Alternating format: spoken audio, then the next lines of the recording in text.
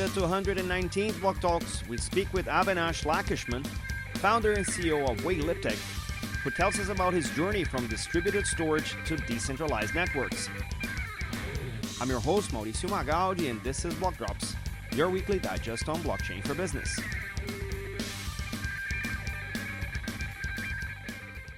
These news are not a form of endorsement, sponsorship, or encouragement for consumption and are meant for educational purposes only. All right, everybody, I'm here with Avinash Lakshman, who's going to tell us who he is and what he does with blockchain. Avinash, welcome to BlockTalks. Thank you, Mauricio. Great to be here. My name is Avinash Lakshman. I'm the founder CEO of my company, Weilliptic Inc. And what we are building at Weilliptic is a foundational platform for sovereign AI and anything around tokenization and a new rage in town stable coins. Um, I've been doing systems for about 2 decades now. I was one of the three guys who co invented the Amazon Dynamo system, and later Apache Cassandra was my brainchild. My first startup was a distributed storage company called Hedwig, which I did for about 7 years before we were acquired by Commvault for 225 million in 2019. And here I am. What we are building at Weilliptic is a foundationally globally distributed sharded blockchain on which applications could be deployed. And these applications are, you could think of it as smart contracts on steroids. One could build them in any of the four languages that we support today, which is Rust, Golang, C++, and assembly script. And they get executed in a sandboxed environment as WebAssembly components. And that's what we are trying to bring to the market. I love that the OGs in technology are finally coming into crypto and blockchain and bringing some of their knowledge and the favorite primitives and blending things in the decentralized environment. Now, I have to ask, how did you find blockchain, crypto? What came across the first time, and how did you kind of came to terms with, okay, I'm a computer science guy, I'm a storage guy, and I think blockchain could benefit from my expertise, or I could benefit from blockchain's capabilities. How did that thinking come to be, and what was the thing that triggered all of that? That's a very good question, albeit loaded. So let me break it down. Uh, I would never address the question by saying, I came to blockchain because I had all this experience. Uh, sounds a bit arrogant to me. I would never say that. The way I approached it is, you had mentioned that I'm a storage guy. I'm neither a storage guy. If you look at all the systems that I've built, I've always been driven by the problem statement more than the area in which that problem resides. Um, Dynamo was my first foray into distributed systems. It so happened to be a key value database. And then I migrated to Cassandra, which is a completely different system than what Dynamo was. But of course, the experiences that I garnered building Dynamo really helped. And once I did Cassandra, which was like a structured database, a distributed database, I built Hedwig, which is a storage system. So it's the problems that were interesting to me. And I thought that given the unique experience that I had, that something foundationally could be done. And that was why I do what I do. And your question about blockchain, when I looked at blockchain, I kind of felt that, first of all, a lot of things have transpired from the initial days of Bitcoin, Ethereum, which everyone kind of refers to when you talk about blockchain. It wasn't the crypto aspects that that I gravitated towards. It was more along the lines of, I looked at blockchain and I felt that crypto kind of maligned some of the capabilities that blockchain architectures can actually deliver.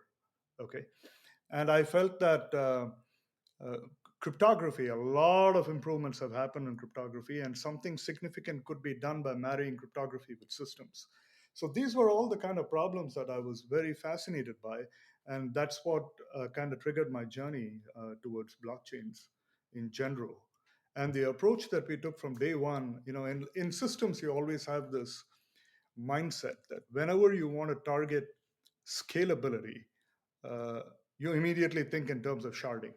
And I felt that that kind of thinking wasn't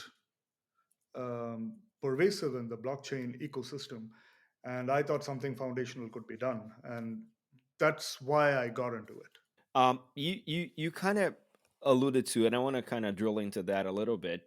Um, what do you believe crypto as a use case did that either hindered or propelled blockchain as a technology or a family of technologies?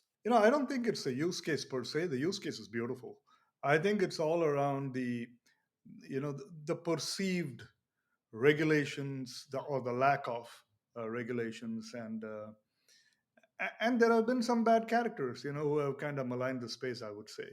But if you think about blockchain, it goes far beyond crypto, in the sense that, see, in the day and age that we live in, cybersecurity attacks are on the rise.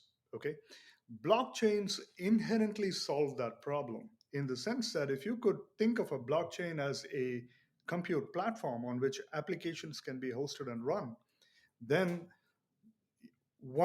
having a single server or a handful of servers compromised never compromises the platform or the applications that are running on that platform. So there are some beautiful use cases to which it automatically kind of lends itself to. Second, if you look at the whole concept of auditability, blockchains implicitly bring that to the table. If you did not use an architecture like blockchain, then you will have to build all those capabilities as orthogonal assets and wire them into your overarching system. So that's the way I view it. Got it. No, it makes perfect sense, and I think in the early days of the technology, it all feels like you're in a everyday's discovery of something, right? What is possible, what isn't, and then things evolve. Um, I would love to explore what those things were because you mentioned sharding as one of the key capabilities you're exploring for Weilliptic. How did you arrive at that in terms of being able to offer the primitives to resolve the use cases that you mentioned, including AI and tokenization and stablecoins?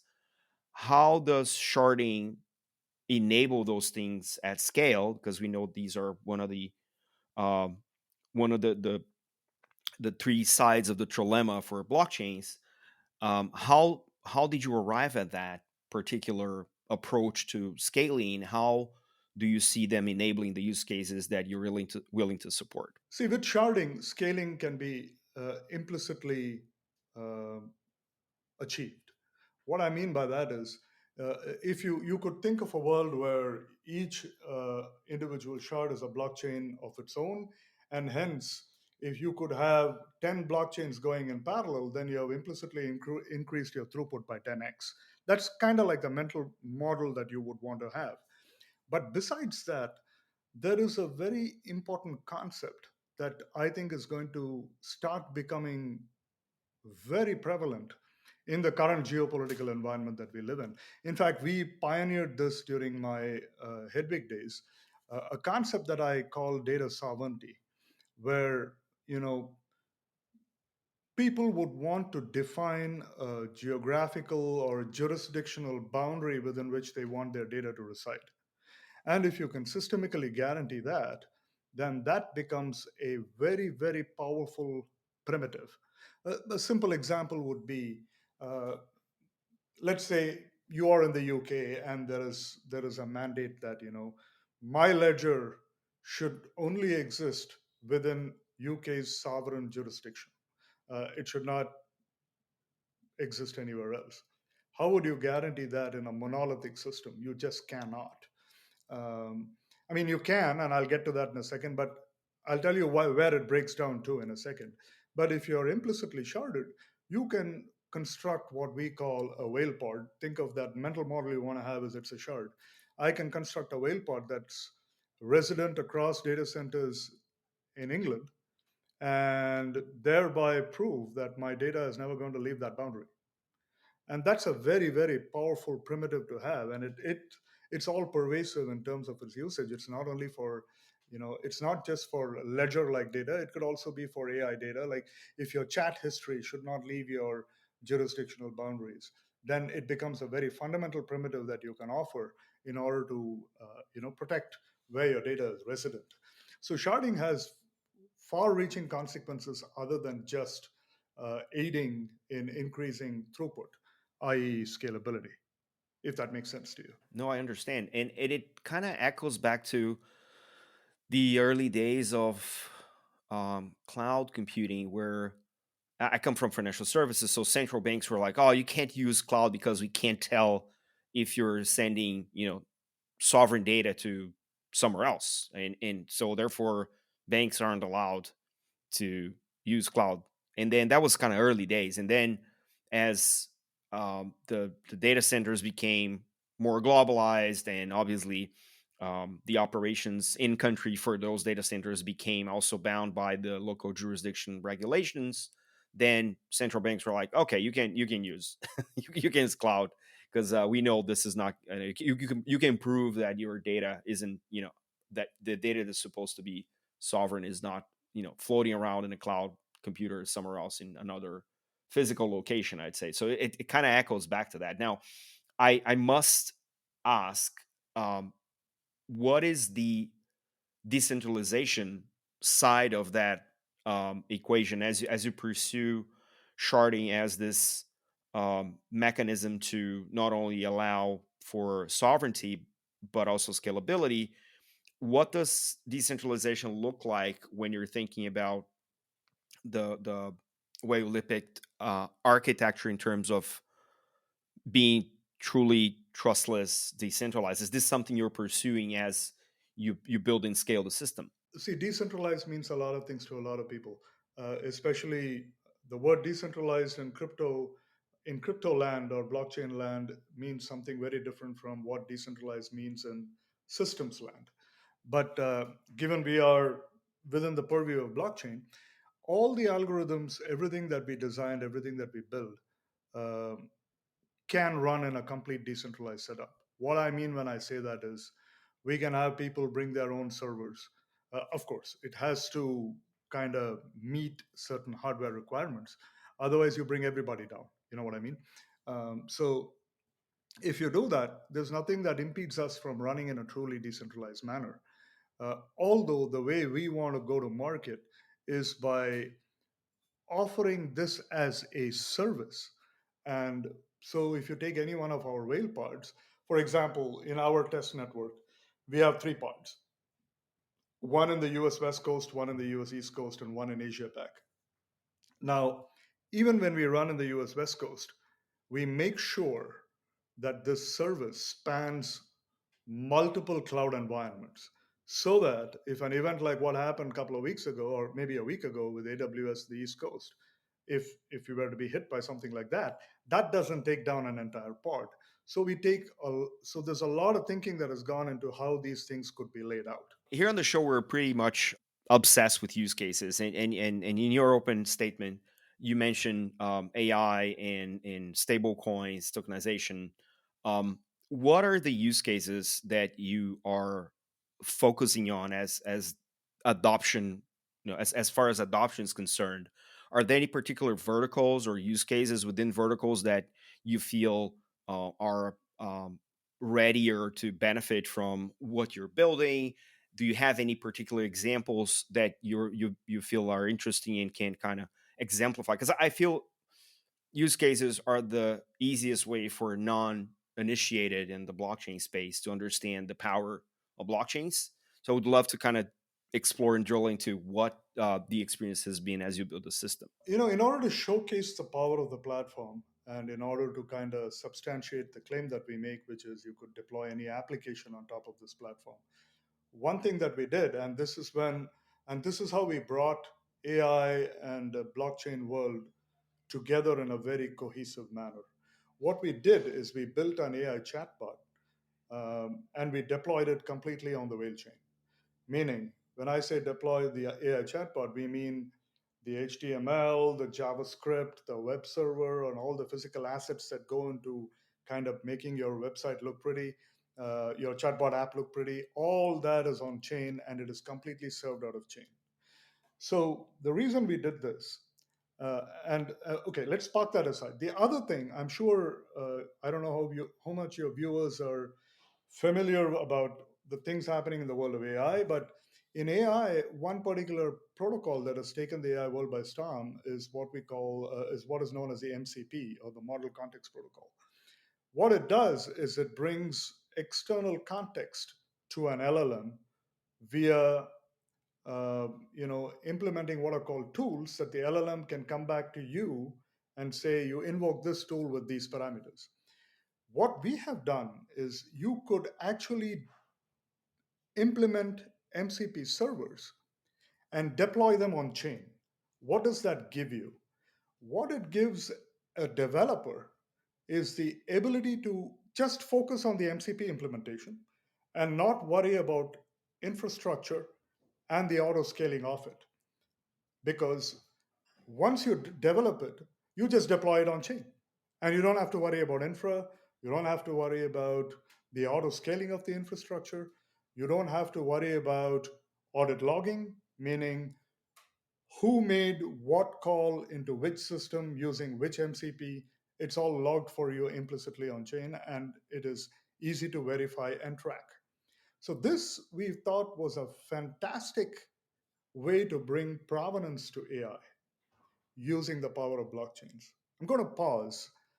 Does that make sense to you, what I just said? It makes, and one of the things that I feel it reflects, and I'm also a product person. I'm not just a researcher, podcaster. I build stuff in this space, and what I hear from you is a better developer experience, merging MCP with a a backend or an infrastructure that understands the needs and the volumes and the context in which it's operating, which to me sounds fantastic for early developers or developers that are not necessarily crypto natives to come and start building on decentralized applications. Is that a right understanding? I think that is a fantastic understanding. In fact, I would also add that for any developer, their ideal goal is to focus on what they want to build and not focus on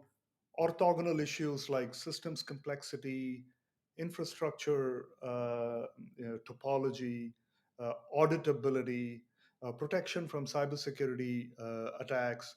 That's not what they want to focus on. They want to focus on the problem they want to solve, and this basically reiterates that. So when you build on chain, like, you can have a one-to-one mapping in your mind between an MCP and a smart contract.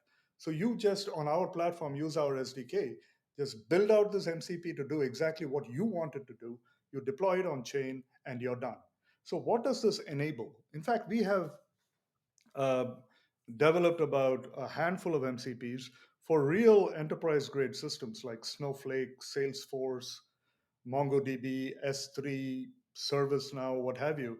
And through our chatbot, we can bring serious natural language multi workflow executions that completely run on chain.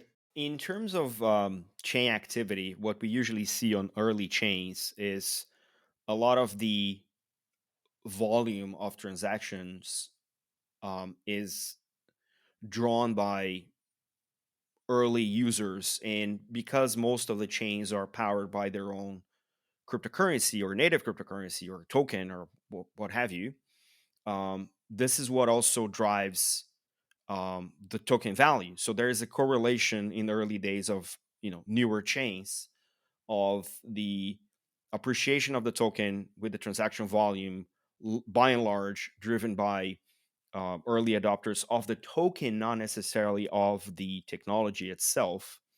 And this has been kind of the the the plague of crypto, if you ask me. Every time a new chain comes about, people ask, why do we need a new chain? And then speculators will pop in, draw early value before the technology really matures and proves itself. How is your experience in terms of the things you've seen and the things you're building, and how are you organizing yourself and the team to maybe tackle that in terms of the early days of Wei Chain and what the focus and I'm assuming and I'm inferring from your answers you're developer builder oriented, which is great. That's a good question. In fact, what we do is we right from day one, our focus was not on tokenomics and the issuance of one and uh, driving things the traditional way that many of the early blockchains were had actually done.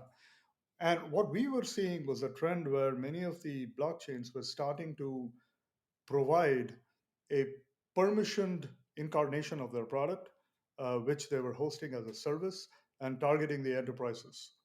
And so, what we decided was we would take that path because that's where most of the experience is in. I mean, that's what I've been doing all along. But we conscientiously made a decision to not build anything keeping permission in mind, but we were targeting running the whale chain as a SaaS entity, primarily targeting enterprises. And thereby, we were not encumbered by the issuance of a token or its associated tokenomics. The BlockDrops podcast is proud to be supported by Semoto. Semoto is the largest B2B ecosystem in Web3 built around three verticals. First, a curated marketplace that lets you quickly discover, compare, and review the best crypto providers and products. Second, independent consulting that runs your project management and vendor selection so complex launches stay on time and on budget. Third, a boutique desk that helps you design and execute complex OTC transactions with true white glove support so you're never alone in the hardest decisions. Check out Semoto.io for more. I really want to drill into that because I my early professional days working in blockchain were enterprise blockchain at IBM, and obviously I dove deep into the further decentralized permissionless space in crypto, which is what I've been doing for the last, I don't know, 11 years.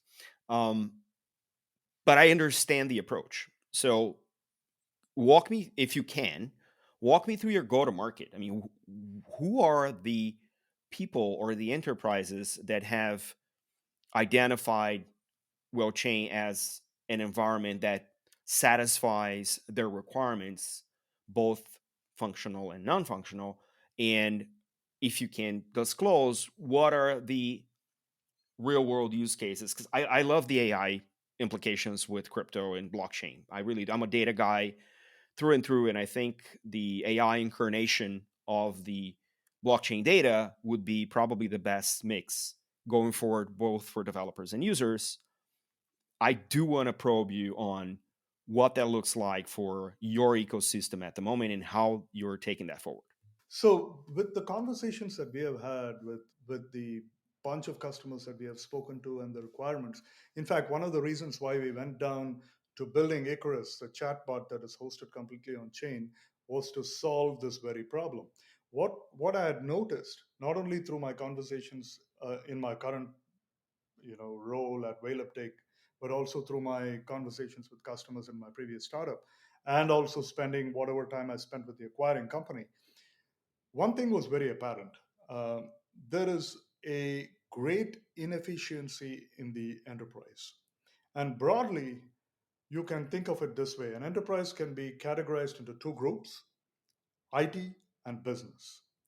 If you look at the IT side of the house, the job of IT is very simple: provide technological solutions to business problems. But in a bid to do so, they almost always have to think of the same set of orthogonal problems, which is, okay, I built this app for business. Is it cyber secure? I have to worry about infrastructure complexity. I have to worry about auditability. I have to worry about data sovereignty, compute sovereignty. And every application we ship, this becomes a recurring requirement, but it's actually orthogonal to the business problem that they're attempting to solve. So there is a great inefficiency there. If you flip over to the business side, all the business guys want is to be able to self serve access to data. But what's happening today is the way they accomplish that is by filing tickets either to IT or to the data analytics team, and because they don't understand how data is laid out, for example, in a Snowflake or a Databricks or in any complicated database. They don't understand the relationships between the tables, et cetera, et cetera. They just know what they want in natural language. And they pose that question to IT. And then it's again the job of IT to figure out, how do I get these guys this data? And then put this data somewhere so that these guys can then take that data and continue on with whatever workflows they might be wanting to put together.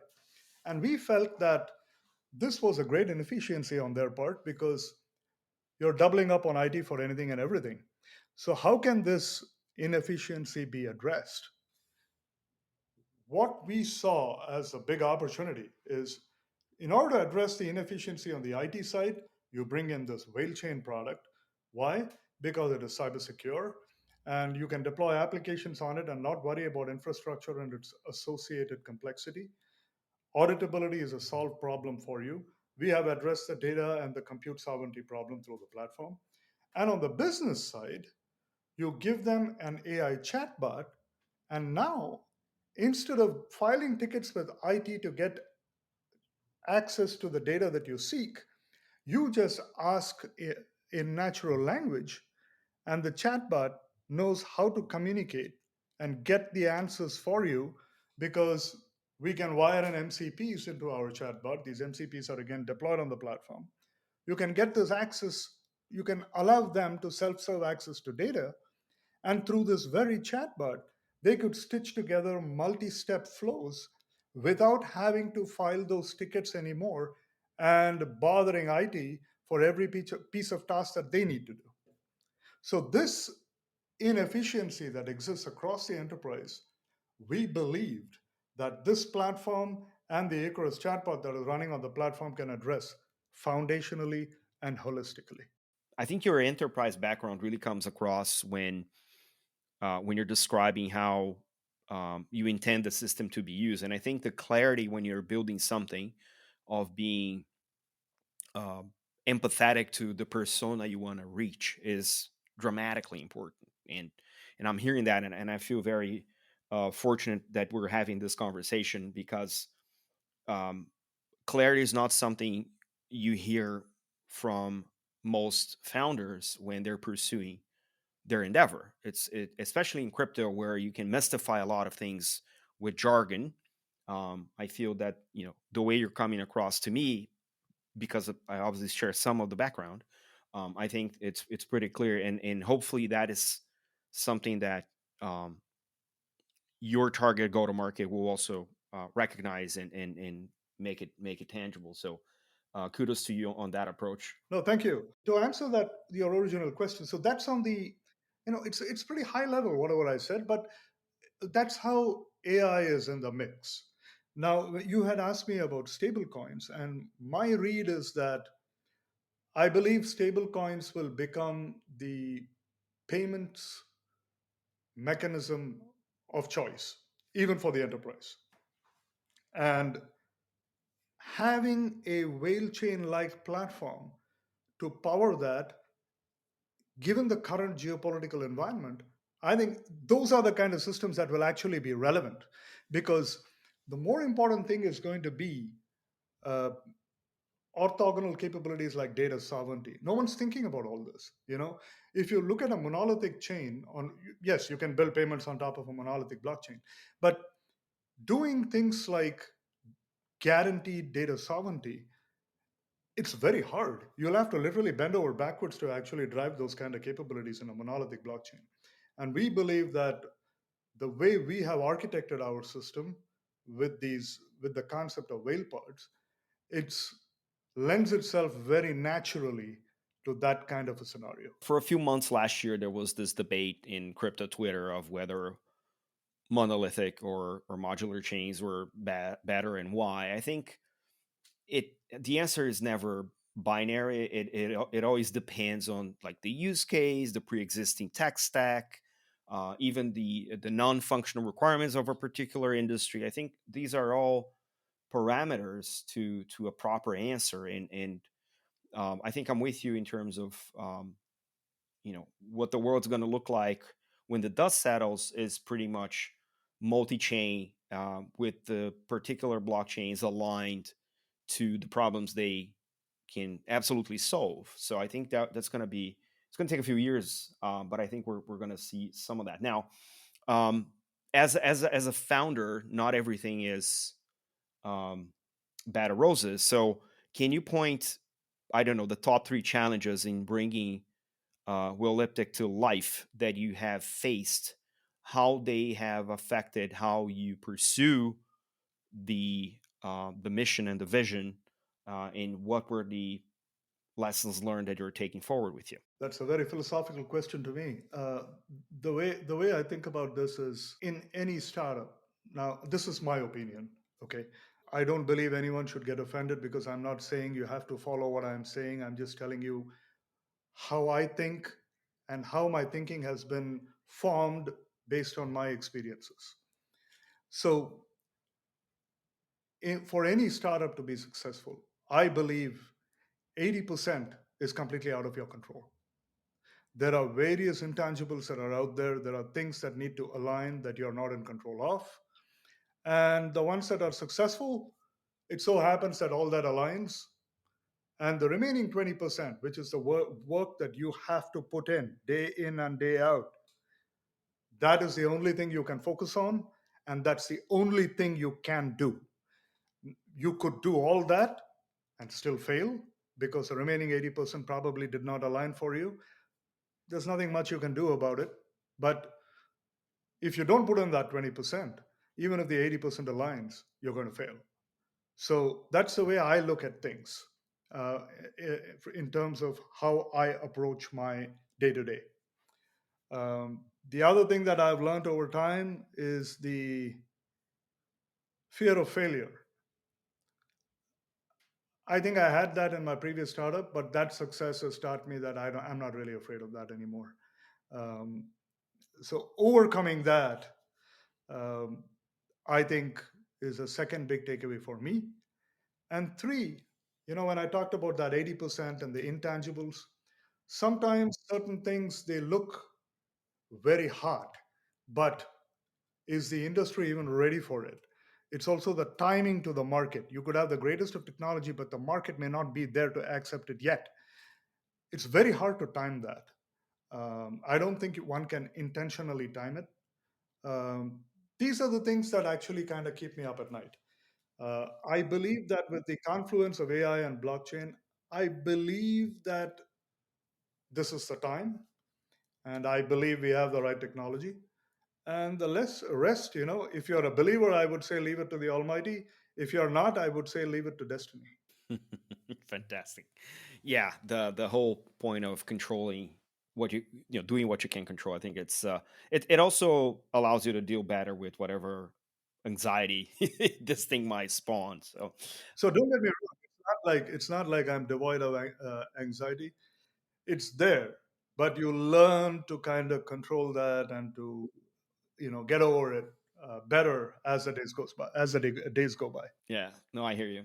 Now, do you have any habit, regime, diet that you use to keep yourself healthy, both mentally and physically, in an industry that does not sleep at all? Oh yes, I do. I mean, I'll tell you some of. I play tennis. That's 1 hour a day where it really shuts my brain off from everything else that is everything and anything work related. That really is very rejuvenating. Off late, there is extra distractions that I have by virtue of being a father, having a son in high school. My son is making me relearn things that I learned 35 years ago so that I can help him out in his calculus and his problems in physics. So that keeps my mind off of certain things. Uh, well, these are some of the things that come to mind. I like spending time. I don't read as much as I used to, uh, books and stuff. But I do read a lot of kind of material that in geology and archaeology and things like that. That's always been a pet peeve of mine. That helps me kind of keep my head off of certain things. So I do a lot of things. One thing I do not do is I've never taken a vacation in the last 15 years, not because I cannot, because I just don't believe. I believe you're either in or you're out. If you're going to be taking vacations, then get out. Just go do that. But if I'm doing this, this is all I'm doing. That's a different take. I appreciate you for that. In terms of the industry as a whole, and I think you kind of touched upon this a little bit, but I want to kind of double click on that. What is the one thing as an industry that we must do right now, must fix right now before we work another 15, 20 years and then realize we did not fix that one thing and then we're back to square one? What's the one thing and why? Well, I don't know if there is one thing that I could point to, but I can give you one glaring example that is staring all of us right now at the moment in terms of AI. And I mean, I'm willing to stand corrected, but this is my point of view. If you think about the last 30 years, the industry has spent a lot of time driving efficiency into the data center. In the last 30 years, the number of cores in a physical server has increased over time. And everyone has worked toward packing more VMs inside a physical server or more containers. And they want to do a lot more with a lot less so that they can reduce their data center footprint, power costs, cooling costs, etc., etc. So efficiency was the name of the game in the last 30 years. But all of a sudden now, I see this consensus that the next wave of applications will all be agentic. Fine, if you have drawn that conclusion based on whatever you have drawn, whatever metric you have used, that's fine. But I see most of the frameworks that are being used to build these applications are in Python, which, in my opinion, is the most inefficient language that ever existed. And it's almost as if we are erasing the 30 years of work that has gone into driving efficiency. That is one thing that worries me a lot in terms of the prevalence of these AI applications that we see or we believe is going to happen. And if that is the choice we made, I think we are in for a rude awakening. I love that take.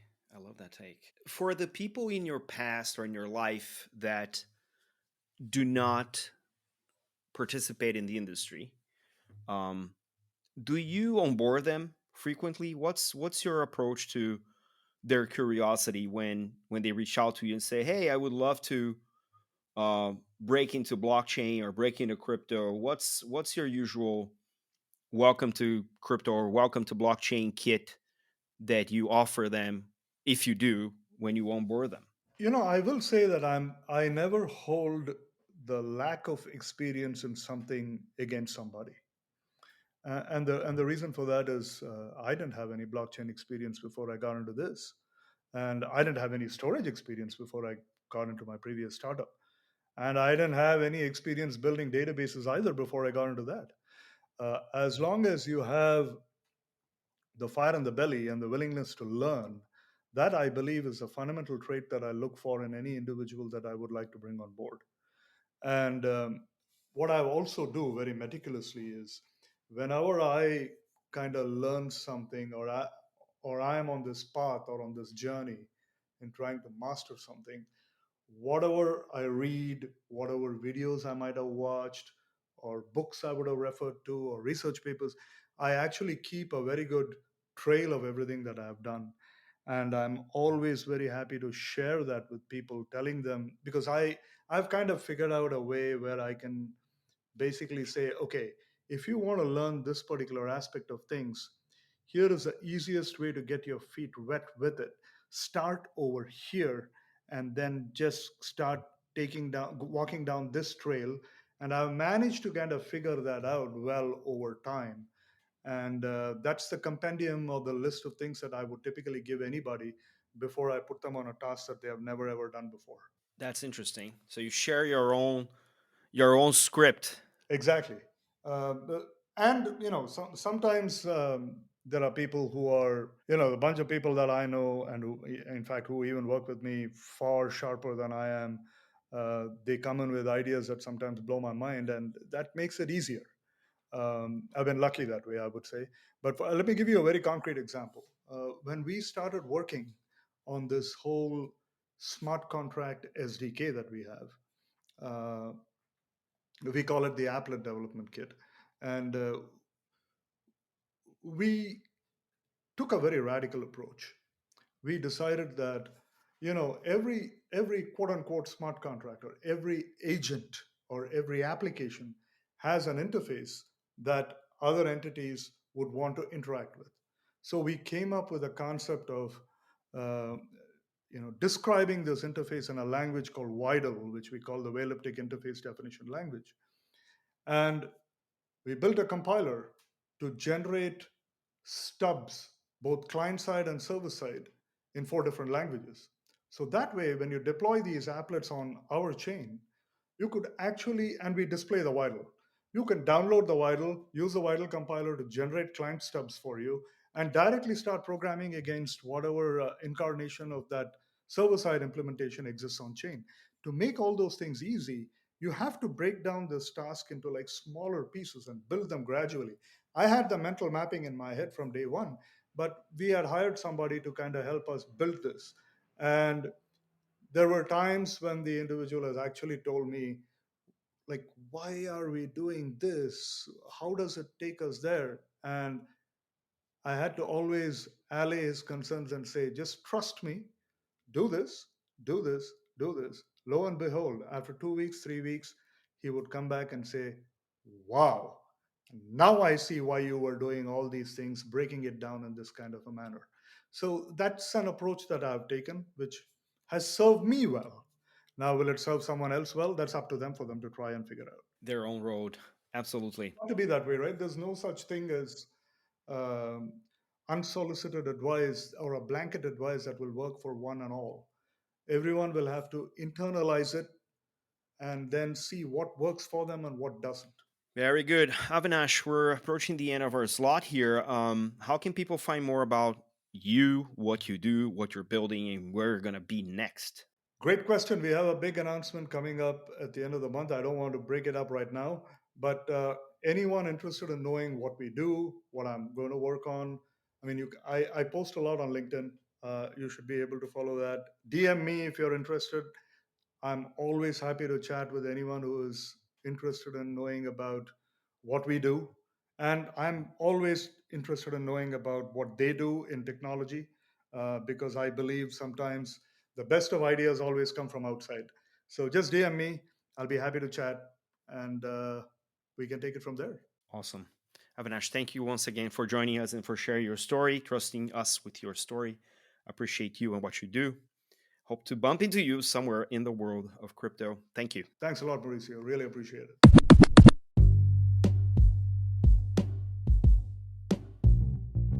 Catch us online. We're on Instagram at BlockDrops Podcast, on Twitter at BlockDropsPod or 0x Mauricio. We're on Lens at blockdrops.lens. We have a newsletter on LinkedIn. Write to us at blockdropspodcast@gmail.com. And you can listen to the BlockDrops podcast at Spotify, iColab, Faberbun Tech, and all of the other major streaming platforms. Yay! Shout out to Avinash for being a legend in the technology space and coming to talk to us about his journey with blockchain. Also, shout out to Robin Pinot for making this conversation possible. Don't forget to leave the ratings on your favorite player and check out the merch store, blockdropspodcast.xyz. In 2026, we're open for sponsorships. Reach out to us on blockdropspodcast@gmail.com. This is all for today. Stay rare, stay weird. LFJ.